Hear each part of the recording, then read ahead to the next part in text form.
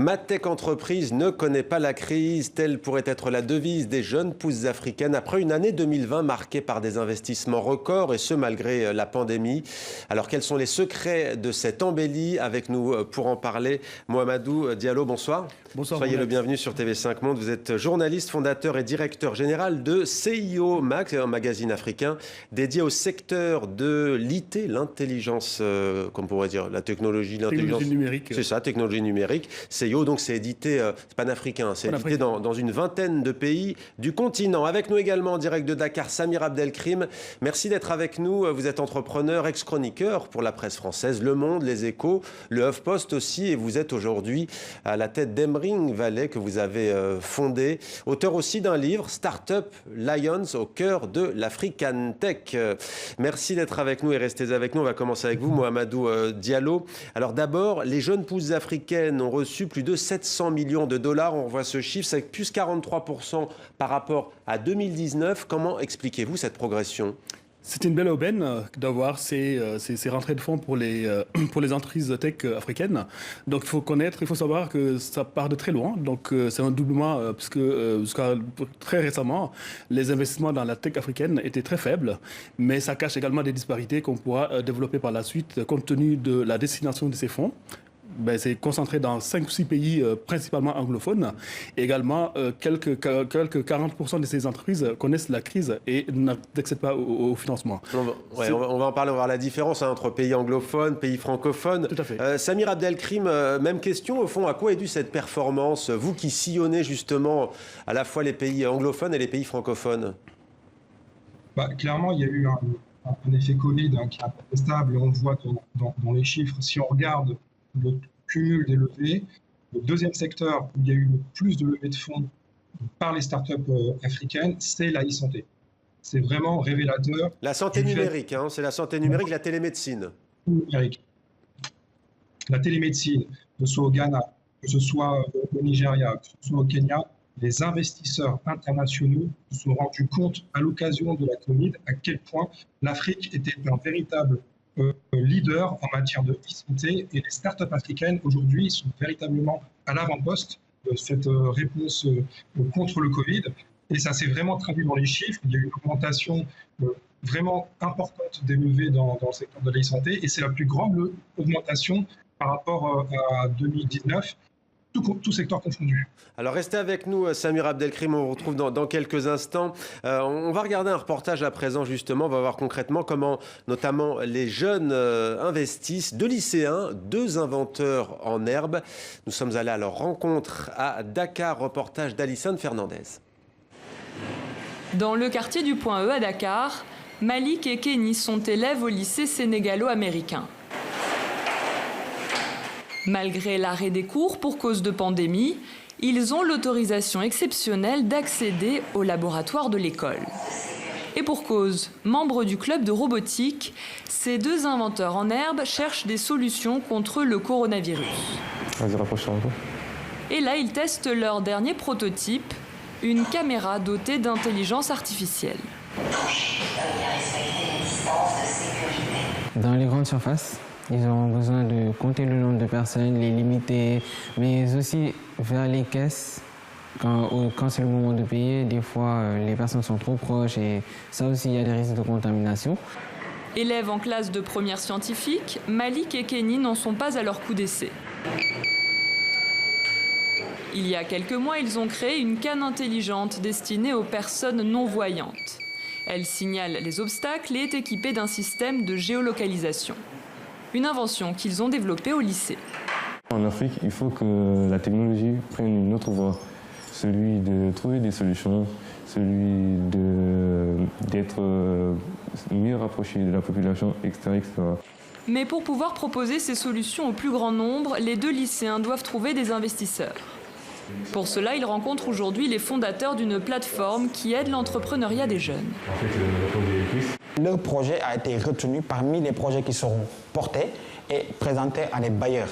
Donc déjà, ça c'est un acquis, mais au-delà de ça aussi, nous prévoyons, n'est-ce pas, de faire d'autres initiatives pour les permettre à avoir, un financement, mais à plus grande échelle. Un coup de pouce qui pourrait leur permettre de concrétiser un autre objet connecté, un bracelet électronique relié aux urgences qui ferait aussi office de carnet de santé. Mohamedou Diallo, le Sénégal, c'est un pays que vous connaissez bien. Est-ce qu'il a profité de ces investissements ? Tout à fait. On a vu pas mal de concours de start-up, d'innovation qui se sont mis en place à l'occasion de ce Covid. L'écosystème start-up a pu produire des solutions très, très innovantes pendant cette période. Et je pense qu'il y a eu des levées de fonds assez importantes qui ont permis à des entreprises, à des start-up sénégalaises. Dans quel secteur ? Dans le secteur de l'e-santé, comme le disait tout à l'heure notre ami Samir. Également, surtout dans la partie fintech. Puisque dans la partie fintech, on a des start-up comme Paydunia ou d'autres qui aujourd'hui sont des start-up de référence. Fintech, pour nous qui ne sommes pas forcément des... La finance technologique, donc tout ce qui est paiement mobile, tout ce qui est e-banking. Donc c'est un secteur jusqu'à présent qui, avec la Covid, donc la santé numérique a pris le pas. Mais jusqu'à présent, c'est dans le domaine de la santé, de la finance numérique que les entreprises africaines ont pu bénéficier de la manne d'investissement venant de l'étranger. Samir Abdelkrim, on a cité ce chiffre, plus de 700 millions de dollars. Le Kenya, à lui seul, c'est la référence pour les jeunes entreprises de haute technologie. Il lève à lui seul, ce pays d'Afrique de l'Est anglophone, 190 millions de ces 700 millions de dollars. C'est quoi la force du Kenya ? Bon, disons que historiquement, le Kenya, notamment justement à travers paiement mobile, tout le monde connaît, alors c'est ancien maintenant, ça remonte à 2007 avec M-Pesa. Le Kenya, historiquement, c'est l'un des pays qui a le plus innové dans la fintech, avec justement de manière massive à l'échelle de permettre à la population entière de réaliser des paiements mobiles avec un téléphone. Ça a commencé très tôt avec Safaricom. C'est aussi là que sont apparus les premiers véritablement accélérateurs, incubateurs avec le iHub, par exemple, iconique à l'image de vraiment un incubateur emblématique sur le continent. Et puis, il y a un mindset, il y a un écosystème qui fait que beaucoup d'investisseurs, notamment anglophones, lorsqu'ils ont commencé à s'intéresser à l'Afrique, leur premier point de chute, c'était souvent Nairobi. Il fallait être à Nairobi, ce qu'on appelait à l'époque la Silicon Savannah, et c'est resté. Aujourd'hui, l'écosystème kényan, c'est un des écosystèmes les plus vibrants du continent, parce qu'il y a ces fondamentaux historiques derrière qui font qu'aujourd'hui, pour un investisseur, investir à Nairobi, c'est incontournable, notamment sur ces secteurs à la fois fintech, mais aussi agritech, des startups comme Twicalfood qui ont réalisé des méga levées. Agritech, c'est l'agriculture connectée, montre que le Kenya est vraiment incontournable. Il y a aussi un pays qui commence à apparaître et qui va détrôner véritablement ce trio tête que constitue le Kenya, l'Afrique du Sud, le Nigeria, c'est l'Égypte. On voit cette grande puissance du nord de l'Afrique, méditerranéenne, qui aujourd'hui représente de plus en plus de levées, avec un vrai mindset entrepreneurial.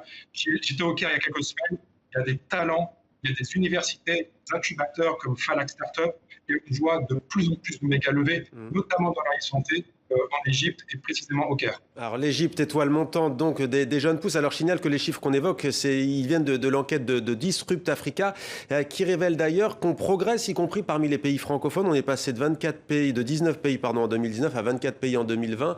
Le monde francophone, il progresse, mais il reste à la traîne. Il reste à la traîne, c'est très faible ce qui se passe dans le monde francophone. Donc il y a des encouragements à mettre en place pour justement atteindre ce mindset, comme le disait tout à l'heure Samir, pour que les entreprises, les start-upers arrivent à accéder à ces financements qui viennent de l'étranger. D'où ils viennent d'ailleurs, parce qu'on va finir par l'oublier cette question finalement. D'où viennent ces fonds ? Des fonds d'investissement, des fonds souverains de l'étranger, notamment des pays américains, de l'Europe. De plus en plus, la France également s'intéresse à cette partie pour le financement, pour accompagner cet écosystème des startups africaines. Donc il y a un engouement autour de ces initiatives africaines qui arrivent. Et ce que j'aimerais bien souligner également, c'est qu'il y a aujourd'hui 40 à 50% des entreprises qui risquent la banqueroute. Parce qu'on dit ce qui marche, mais également il faut faire référence à ce qui ne marche pas.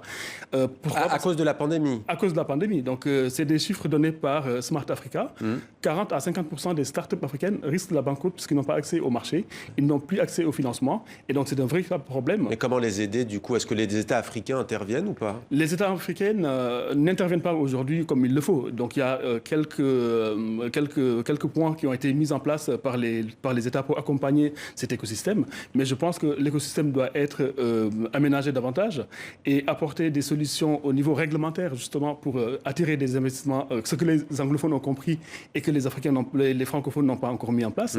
Donc, mettre en place un environnement réglementaire assez dynamique pour attirer ces investissements et également attirer davantage des talents. Il faut les former. Il faut les mettre en selle pour qu'ils puissent justement accéder à tous ces marchés. Samir Abdelkrim, on vous voit acquiescer, mais tout de même, sans vouloir jouer le rabat-joie, la question se pose pour l'Afrique, pour l'Europe, pour l'ensemble des continents du monde. La tech, on sait qu'elle est très créatrice de richesses. Est-ce qu'elle l'est pour autant des emplois? C'est pas sûr, au fond.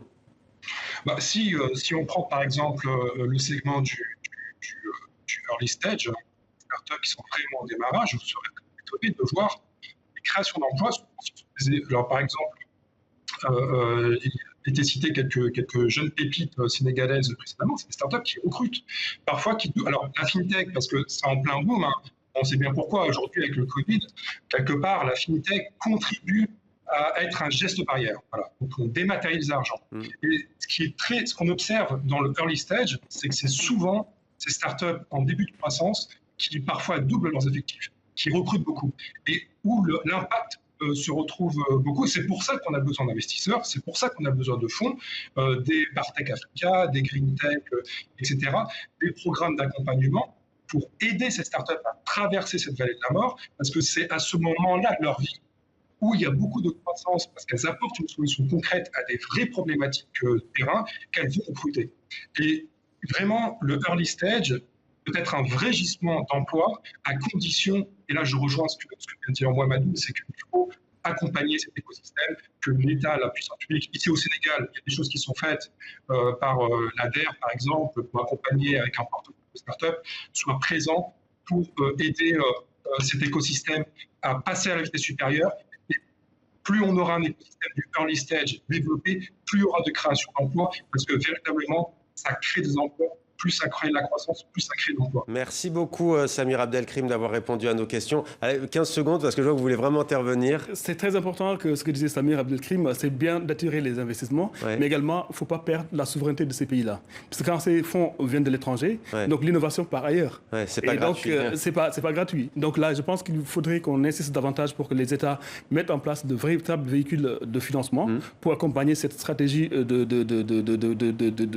développement qui est en train de se mettre en place pour accompagner cet écosystème. Merci beaucoup Mohamedou Diallo d'avoir été avec nous. Et merci également Samir Abdelkrim pour tous vos éclairages en direct de Dakar au Sénégal.